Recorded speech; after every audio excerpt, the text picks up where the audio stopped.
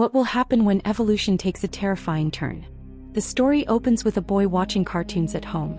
Suddenly, the TV signal cuts out and a news report starts broadcasting everywhere. It shows how an unknown virus has spread, destroying the world. People infected with the virus are killing each other. Everyone is urged to stay inside. The boy runs upstairs to tell his mother, meeting his older sister Abigail on the way. They find their mother already worried as their father calls while packing. Their father, a pilot, says on the phone that the zombie virus is spreading rapidly, so they should leave their house immediately. They leave the city with the children. Meanwhile, they hear people screaming outside. The three of them quickly put their things in the car and start to drive away. Suddenly, a zombie attacks their mother from behind. Little Abigail hides under the car in fear and watches zombies bite her mother and brother.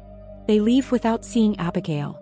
But her mother, now a zombie, sees Abigail under the car and tries to bite her.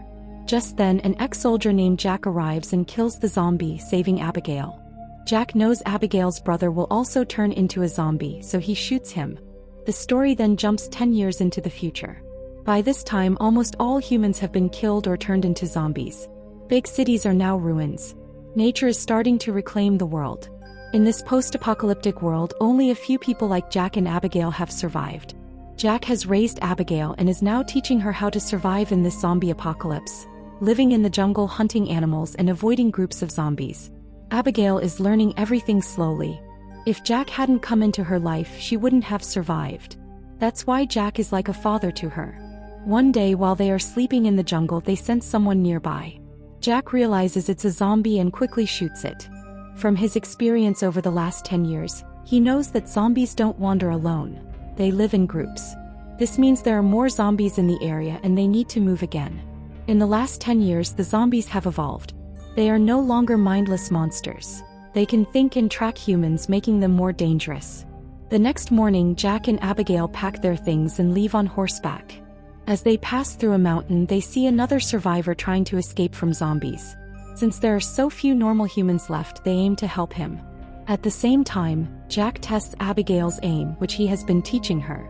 Despite Jack's warning, Abigail shoots in a hurry, and the bullet hits both the survivor and the zombie.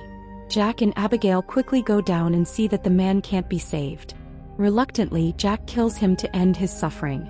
After that, they take necessary supplies like food and water from his car, which are very valuable now. But they don't know that this survivor has companions. 3 more cars arrive. Seeing the bullet and sword marks, they realize that Jack and Abigail, not zombies, killed their companion. They point guns at Jack and Abigail, demanding to know why they did it. A pregnant woman named Megan is with her husband David in this group. They are about to shoot Jack and Abigail because they think the pair killed their companion for his supplies. However, Jack and Abigail try to explain that they didn't intentionally kill him. They were trying to save him. They also warn that they need to leave because a horde of zombies is coming. If they don't leave quickly, everyone will be killed. But the other group doesn't believe them. Just as Jack warned, many zombies swarm them. Everyone has weapons, but there are too many zombies. They start killing everyone one by one.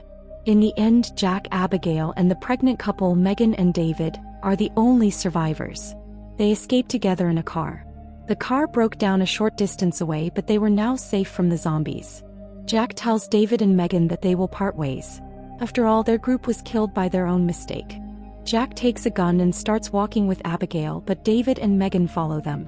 They walk all day and finally reach an old town where they decide to spend the night.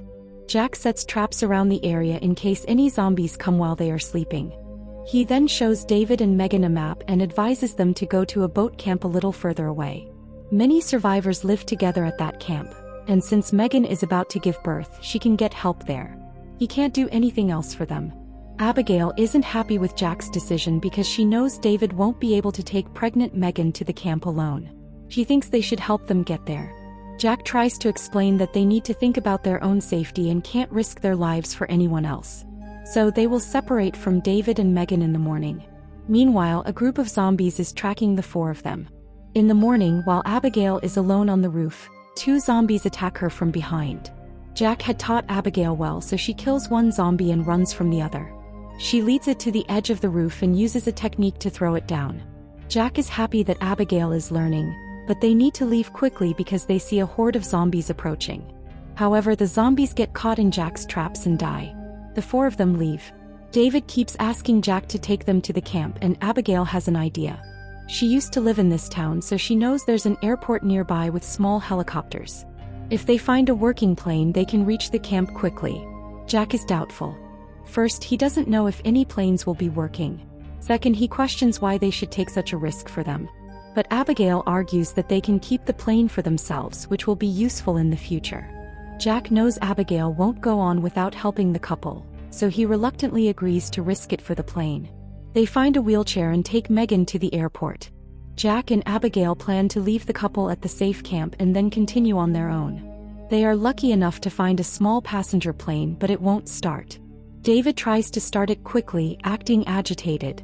Jack and Abigail go to the top of a building to check for approaching zombies from a nearby watchtower. From the watchtower, Jack and Abigail see a large number of zombies coming. They won't be able to fight them all off, so they run down and warn David and Megan that they have to leave. But the plane still hasn't started. Jack and Abigail start shooting to slow down the zombies. Just as the zombies are about to reach them, the plane finally starts. All four get into the plane and take off. The plane is slow and a lot of zombies get close. Jack flies the plane at an angle to shake them off, preventing the zombies from reaching them. A zombie reaches the gate, but Jack shoots it and they finally take off. After flying for a while, the plane's main engine fails. It was flying after 8 to 10 years. The plane starts to crash. Jack cleverly crashes the plane into a dry tree so no one is hurt. His plan works and all four get out safely. It's almost evening, so they need to find a safe place to spend the night. They stop at an abandoned factory and use a map to plan their route. It will take them 2 days to reach the camp. Jack begins to sympathize with Megan and explains why he is so tough. When the zombie virus started 10 years ago, he had to kill his own wife because she was trying to bite him. Since then, the man inside him has died, and Abigail is the only one in the world who is like a daughter to him, whom he will protect at any cost. Meanwhile, Megan's husband David goes off alone and points a gun at his head. It's revealed that he was already turning into a zombie. Although he was very young, David's transformation into a zombie was slow. He didn't kill himself but decided to take his wife Megan to a safe camp and then leave her. The next morning, the four continue their journey through quiet jungles to avoid zombies. Despite being infected, David tries to hide it from everyone. When Abigail and Megan go ahead, Jack stops David. He knows David is turning into a zombie. David explains he won't hurt anyone. He just wants to see Megan reach the safe camp. Jack gives him a chance. They see a house with lights on in the middle of the jungle, meaning someone lives there. Jack wants to make sure it's safe, but because of Megan's condition, Abigail takes a risk and goes ahead.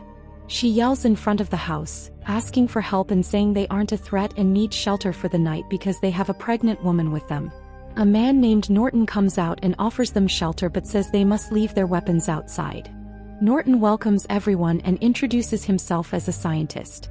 He explains that he has electricity in his house because of his work. He offers them very good food, surprising everyone since they haven't eaten like that in a long time. After eating, Norton gives them drinks and says he got everything from his inventions. He reveals that he was living there before the zombie apocalypse. Surprisingly, Norton thinks the zombie apocalypse was a good thing because humans were destroying the earth, and now nature is spreading again and everything is becoming pure. He believes zombies are an upgraded version of humans, created by nature who live only for food, not progress. The others are angry at Norton's words, wondering how he can say such things about the world, but they need to spend the night so they don't argue. David makes an excuse to go to the bathroom because the zombie virus is spreading through his body. David refreshes himself and comes back. Surprisingly, the other three are unconscious. The scientist is standing in front of them. Norton says he will test his new invention on them. He wears a device that allows him to control zombies, and since David is half a zombie, he has to obey the device. Norton made the device to control zombies, planning to become the king of the world and control everything. He quickly ties the four up in the basement. When they regain consciousness, Norton reveals that his wife became a zombie a long time ago. He catches survivors and feeds them to his wife to keep her alive. By experimenting on his wife, he made the device to control every zombie and rule the world. Megan finally realizes that her husband David is infected but hid it from everyone. Norton takes his wife out of a cage and uses his device to order her to attack the four and bite them. However, Norton didn't realize that Jack and Abigail were trained fighters. Despite being prisoners, they attack his wife. While David also puts himself in danger, he kills his wife and lets his companions escape. Jack, in anger, tries to kill Norton, but he escapes through a back way. The 4 survivors leave the house with their belongings.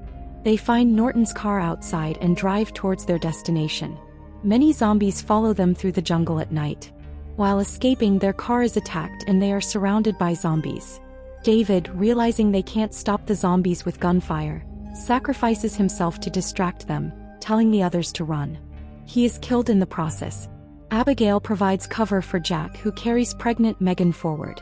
They finally reach the boat camp. Jack yells for help because many zombies are behind them.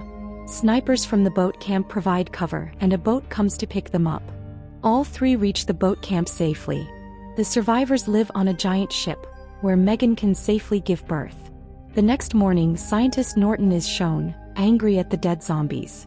Jack's group not only killed his wife and escaped but also killed the zombies he planned to use to take over the world.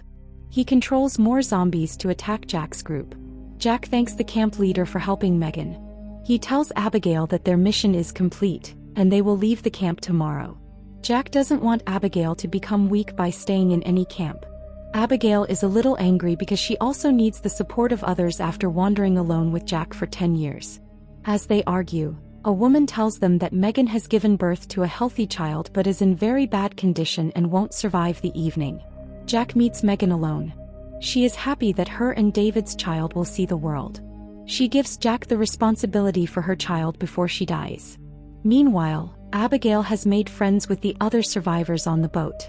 A boy shows her an emergency escape route in case zombies attack.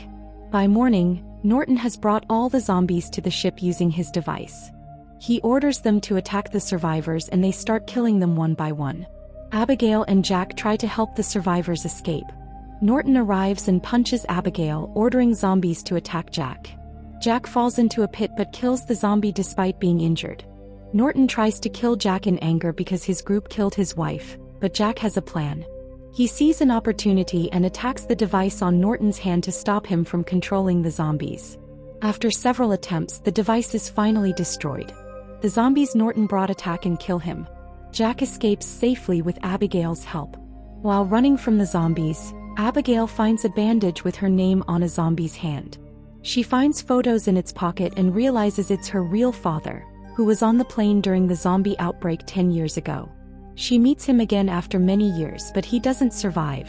Abigail and the other survivors escape. Then there's a big explosion on the boat, destroying the entire camp. Abigail's father also comes after them and tries to bite Jack. Abigail, holding a gun, is faced with her real father, now a zombie, trying to bite Jack just like his wife did 10 years ago. Abigail shoots her own father to save Jack. Jack and Abigail hug each other and decide to stay with the survivors until they find a new place to live. And with this happy ending, the movie concludes.